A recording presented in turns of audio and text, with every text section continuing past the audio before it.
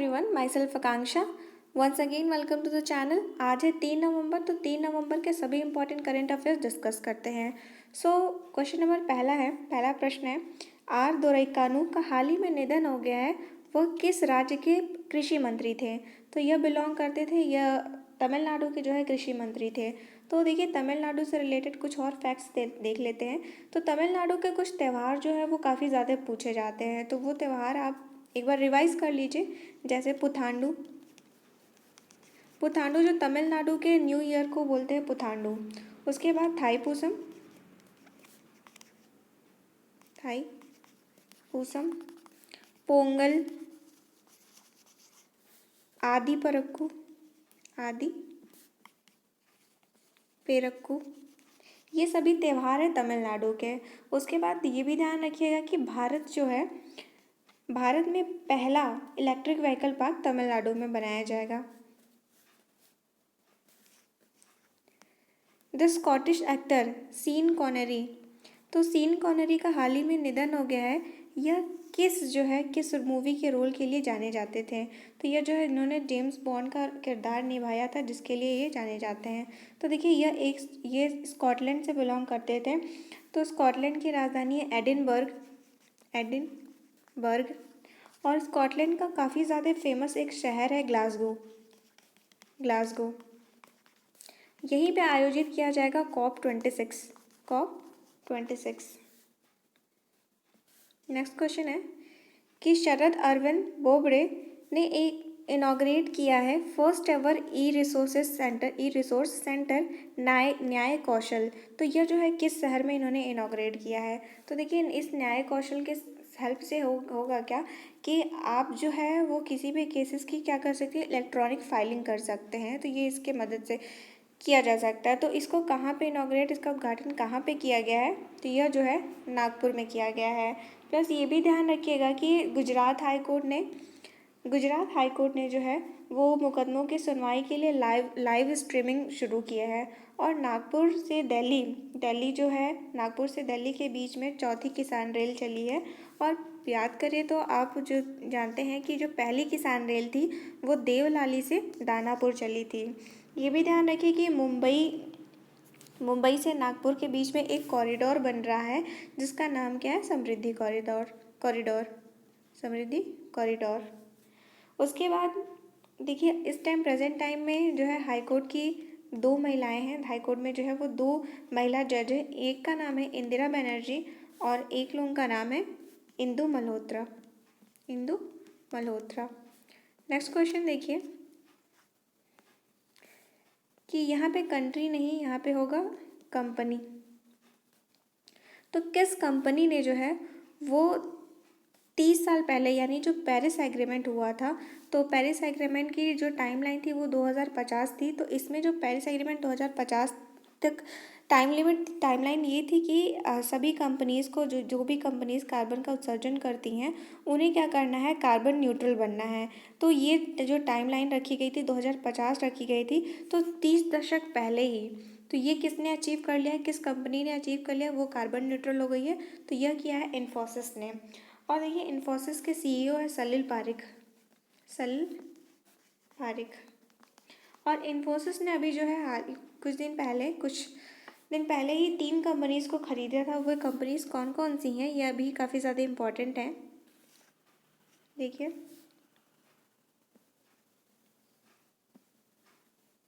एक का नाम है ब्लू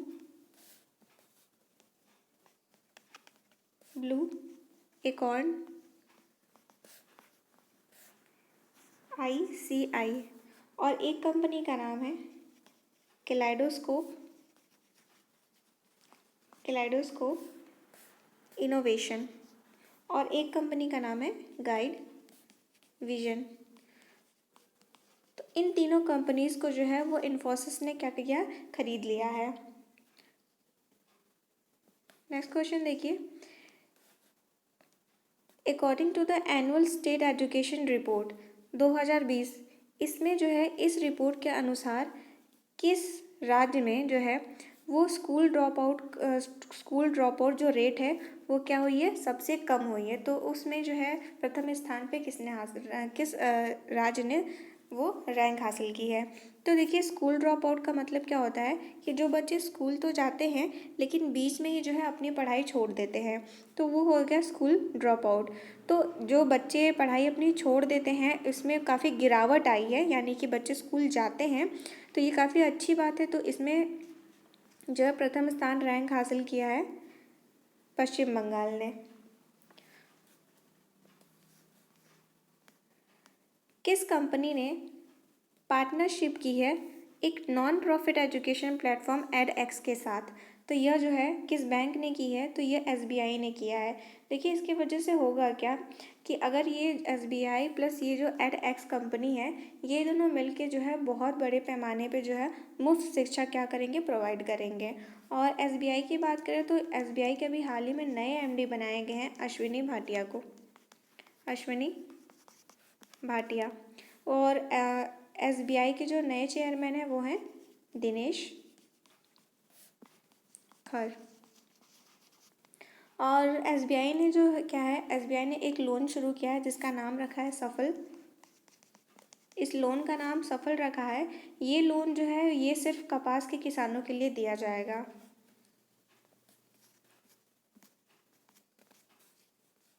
नेक्स्ट क्वेश्चन देखिए, फुवा मुल्ला और अड्डू अटोल, ये दोनों जो है इन दोनों स्थानों को UNESCO world network of biosphere reserve में शामिल किया गया है। यह दोनों किस देश में हैं, तो यह दोनों जो पड़ते हैं मालदीव्स में। और मालदीव्स की कैपिटल क्या है, माले है, माले। यहाँ के राष्ट्रपति हैं इब्राहिम सोले। और भारत ने जो है मालदीव्स में जो है भारत के राजदूत है वो हैं संजय सुधीर। और मालदीव्स और श्रीलंका ने मीजल्स और रुबेला फ्री घोषित किया है खुद को। नेक्स्ट क्वेश्चन देखिए कि मेसूत यिल्माज जिनका हाल ही में निधन हो गया है, वह किस देश के पूर्व प्रधानमंत्री थे? तो यह जो थे वो टर्की के पूर्व प्रधानमंत्री थे जिनका हाल ही में निधन हो गया है। अगर प्रेजेंट टाइम में टर्की देखिए, प्रेजेंट टाइम में जो टर्की के राष्ट्रपति हैं वो हैं रसीप एर्डोगान, रसीप एर्डोगान। और टर्की की कैपिटल है अंकारा। अगर मैप में टर्की को देखें,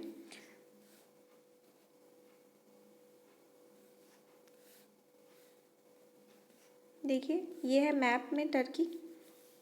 ये आपको जो येलो वाला पोर्शन दिख रहा है ये पूरा है टर्की। देखिए टर्की जो है वो एशिया में भी पड़ता है और यूरोप में भी पड़ता है। तो टर्की का वो पोर्शन जो एशिया में पड़ता है इसको हम लोग बोलते हैं अनातोलिया। और टर्की का वो पोर्शन, तुर्की बोलिए या टर्की बोलिए, तो वो पोर्शन जो कहाँ पड़ता है, यूरोप में, इसको हम बोलते हैं थ्रेस।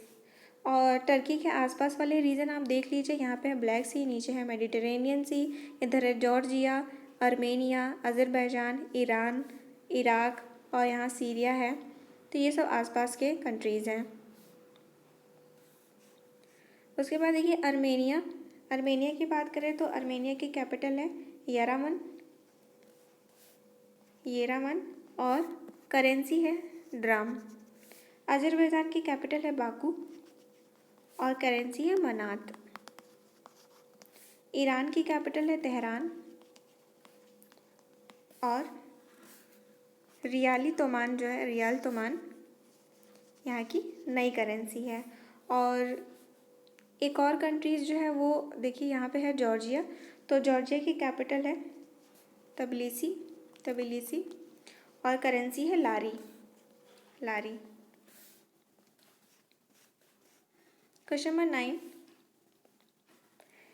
कि वर्ल्ड्स फर्स्ट साइंस टून। तो साइंस टून उसको बोलते हैं जो कि जिसमें साइंटिफिक इन्फॉर्मेशन दी जाती है कार्टून की हेल्प से, यानी पिक्चर्स इमेजेस जो होते हैं वो कार्टून के फॉर्म में डिपिक्ट किए जाते हैं, दिखाए जाते हैं, और लेकिन होती है वो साइंटिफिक इन्फॉर्मेशन देती है। तो इसका जो पहला जो कोरोना वायरस से रिलेटेड, ठीक है, जो पहला साइंस टून बुक निकला है उसका नाम है बाय बाय कोरोना और इसे लिखा है प्रदीप श्रीवास्तव ने।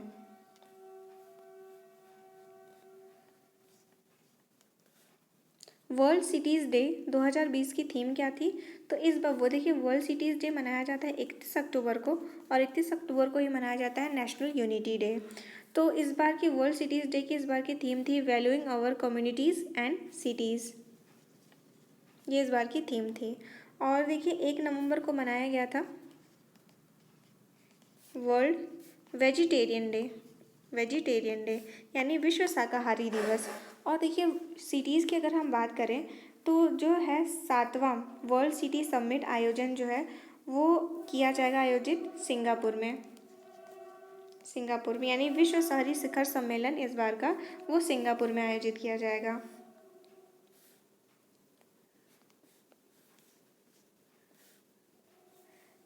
टाइफून गोनी यह जो है अभी रिसेंटली जो है हाल ही में किस देश को हिट किया है? तो यह हिट किया है यानी फिलीपींस में जो है इसने काफ़ी ज़्यादा तबाही मचाई है। और बात करें फिलीपींस की, इसकी राजधानी है मनीला। और फिलीपींस के प्रेसिडेंट हैं रोड्रिगो दुतर्ते जो है वो फिलीपींस के प्रेसिडेंट हैं। क्वेश्चन नंबर 12 देखिए, जो है किस राज्य ने जो है वो 1 नवंबर 2020 को 65वां फाउंडेशन डे यानी 65वां स्थापना दिवस मनाया? तो देखिए इन दोनों अगर सभी देखें तो 1 नवंबर को देखिए वैसे तो बहुत सारे राज्यों का स्थापना दिवस होता है। जैसे पहले हम देखते हैं कि 1 नवंबर को किन किन राज्यों का स्थापना दिवस होता है। हरियाणा हो गया, पंजाब, तमिलनाडु, केरल, उसके बाद कर्नाटक, एमपी, छत्तीसगढ़, इन सभी राज्यों का जो है वो स्थापना दिवस 1 मई को ही होता है। लेकिन जो इनके वर्ष अलग अलग हैं इसलिए ये क्वेश्चन भी कुछ अलग ही प्रकार का हो जाता है, क्योंकि देखिए इसमें 65वां पूछ दिया है। तो 65वां जो है वो है एमपी ने अभी हाल ही मनाया। तो एमपी का जो स्थापना दिवस था ये हुआ था 1 नवंबर 1956 को। और उसके बाद बात करें दूसरे राज्यों की, तो देखिए जो है छत्तीसगढ़ का स्थापना दिवस जो होता है वो 1 नवंबर 2000 को मनाया जाता है, 2000 को हुआ था। उसके बाद देखिए उत्तराखंड जो है उसका 9 नवंबर 2000। झारखंड, इसमें सभी 2000 है इसलिए आप कंफ्यूज नहीं होंगे। झारखंड का है 15 नवंबर। उसके बाद देखिए हरियाणा और पंजाब का देखें तो हरियाणा और पंजाब इन दोनों का स्थापना दिवस 1 नवंबर 1966 को हुआ था। नेक्स्ट क्वेश्चन देखिए, कविक ने जो है वो अभी हाल ही में इनका एक मास्क था यानी khadi village and industrial corporation. तो कविक ने जो है वो एक मास्क लॉन्च किया है जिस पे मतलब मास्क तो पहले से लॉन्च किया था। तो इस पे जो लिखा आएगा हैप्पी दिवाली, तो ये कुछ इस प्रकार का है। जो मैंने फ्रंट पेज पे लगाया था मास्क का इमेज वही है, मैं दिखा देती हूँ। ये जो है ये देखिए इसमें हैप्पी दिवाली नाम से है। तो इसमें प्रश्न में पूछा ये गया है कि कविक का जो किस मिनिस्ट्री के अंडर आता है? तो कविक जो है वो आता है ministry of micro small and medium enterprises. और उसके बाद देखिए कविक जो है इससे रिलेटेड और चीज़ आपको बता देते हैं कि कविक ने ही जो है वो रेशम के लिए एक प्रशिक्षण केंद्र खोला है। यानी प्रशिक्षण केंद्र का मतलब ट्रेनिंग सेंटर, कहाँ पे? आंध्र प्रदेश में, रेशम के लिए। और एक प्रसंस्करण केंद्र यानी प्रोसेसिंग सेंटर भी खोला है, वो खोला है गुजरात के सुरेंद्र नगर में।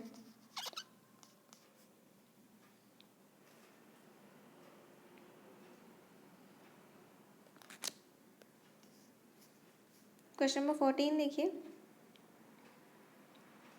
किस टाइगर रिजर्व, भारत का कौन सा ऐसा टाइगर रिजर्व है जिसमें जो है वो पहली बार महिलाओं को गाइड करने के तौर पर नियुक्त किया जाएगा? तो यह जो है जिम कॉर्बेट नेशनल पार्क में नियुक्ति होगी महिलाओं की, जिसमें जो है महिलाएं जो है वो गाइड का काम करेंगी। और जिम कॉर्बेट नेशनल पार्क कहाँ पे है? उत्तराखंड में। कान्हा नेशनल पार्क एमपी में, दुधवा यूपी, ओरांग असम में।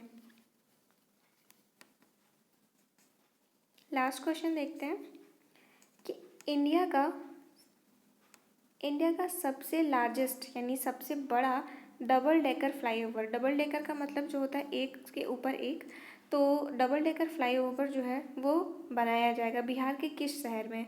तो बिहार, ये जो है छपरा में बनाया जाएगा डबल डेकर फ्लाईओवर। और इसका जो टोटल इसकी लेंथ की बात करें तो 3.5 किलोमीटर होगा। सो दैट्स इट, ये था आज का टोटल करेंट अफेयर। और थैंक यू फॉर वॉचिंग, मिलते हैं आपको नेक्स्ट डे के करेंट अफेयर्स में।